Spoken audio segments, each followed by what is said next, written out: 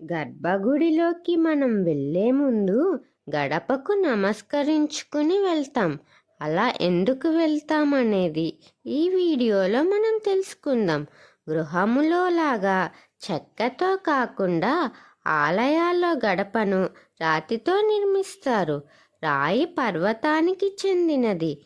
పూర్వం భద్రుడు అనే ఋషి భద్రం అనే పర్వతంగాను, హిమంతుడు అనే భక్తుడు హిమాలయముగాను, నారాయణుడు అనే భక్తుడు నారాయణాద్రిగాను అవతరించారని పురాణాలు చెబుతున్నాయి.